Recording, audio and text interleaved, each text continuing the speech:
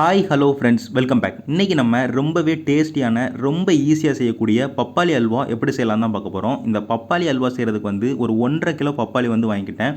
நீங்கள் வாங்குகிற பப்பாளி வந்து நல்ல பழுத்த பப்பாளியும் வாங்கிக்கோங்க, அதே நேரத்தில் ஓரளவுக்கு நல்ல டேஸ்ட்டாக இருக்கிற பப்பாளியும் பார்த்து வாங்கிக்கோங்க. அது வந்து ரொம்பவே ஒரு முக்கியமான விஷயம். பப்பாளி வந்து நம்ம அல்வா செய்கிறதுக்கு வந்து ஃபஸ்ட்டு வந்து வெளியே உள்ள தோல் பகுதி எல்லாத்தையுமே வந்து நல்லா வந்து நம்ம கட் பண்ணி எடுத்துக்கலாம்.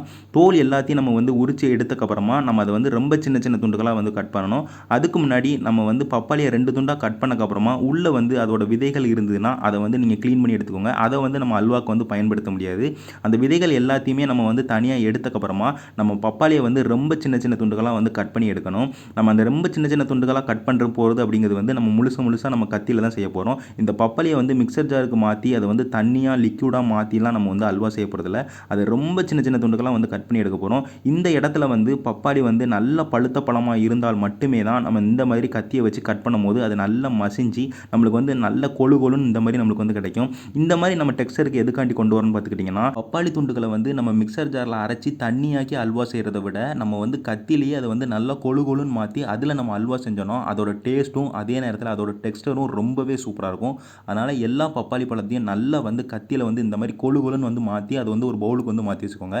இப்போ வந்து பப்பாளி எல்லாத்தையும் நம்ம கட் பண்ணி கொழு கொழுன்னு மாற்றி பவுலுக்கு மாற்றினக்கப்புறமா நம்ம வந்து அல்வா வந்து செய்ய ஆரம்பிச்சிடலாம். அல்வா செய்கிறதுக்கு வந்து ஒரு கடாய் வந்து எடுத்து வச்சுக்கோங்க. ஸ்டவ் ஆன் பண்ணிட்டு மீடியம் ஃப்ளேமில் வச்சு நெய் வந்து ஒரு 4 டேபிள் ஸ்பூன்லேருந்து ஒரு 5 டேபிள் ஸ்பூன் வந்து ஊற்றிக்கோங்க. நெய் ஊற்றி நெய் வந்து சூடாக ஆரம்பிச்சக்கப்புறமா அண்டிப்பருப்பு வந்து ஒரு 15 அண்டிப்பருப்பு வந்து சேர்த்துக்கோங்க. பாதாம் வந்து 2 துண்டாக கட் பண்ணி ஒரு 15 பாதாம் வந்து சேர்த்துக்கோங்க.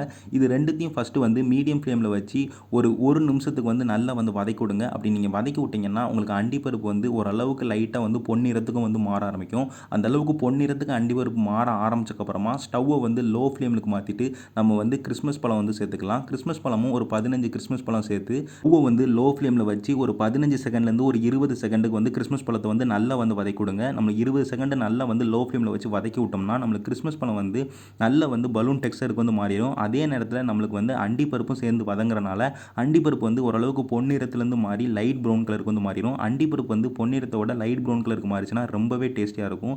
அதனால் நீங்கள் வந்து இது மூணுத்தையுமே நல்லா வந்து வதக்கி விட்டுட்டு ஒரு 20 செகண்டுக்கு அப்புறமா நம்ம வந்து இது எல்லாத்தையுமே எடுத்து ஒரு பவுலுக்கு வந்து மாற்றி வச்சுக்கலாம். நம்ம இது எல்லாமே வதக்கி முடிச்சக்கப்புறமும் நம்மளுக்கு கடாயில் வந்து கண்டிப்பாக நெய் வந்து இருக்கும்.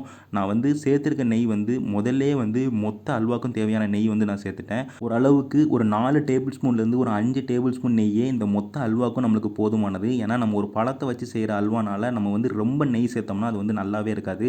இதே ஒரு மாவை வச்சு, அதாவது கோதுமை மாவு ஒரு மைதா மாவு வச்சு நம்ம அல்வா செய்கிறோன்னா அதுக்கு நெய் வந்து நம்ம அதிகமாக சேர்க்குற மாதிரி இருக்கும். அதே இடத்துல நம்ம பழத்தை வச்சு செய்யும்போது ரொம்ப கம்மியாக சேர்த்தா தான் ரொம்பவே நல்லாயிருக்கும். அதனால் இந்த அளவுக்கு நம்ம நெய் சொத்தையில் போதும். இந்த நெய் வந்து அப்படியே இருக்குது. நம்ம இப்போ வந்து அந்த நெய்யிலே வந்து ஸ்டவ்வை லோ ஃப்ளேமில் வச்சுட்டு நம்ம பப்பாளி எல்லாத்தையுமே நம்ம சேர்த்துக்கிறோம். பப்பாளி எல்லாத்தையுமே சேர்த்து நல்லா வந்து கிண்டி விடுங்க. ஒரு 15 நிமிஷத்துலேருந்து ஒரு 20 நிமிஷமாக ஆகும் நம்மளுக்கு வந்து பப்பாளி வந்து நல்லா இருக்கிறதுக்கு.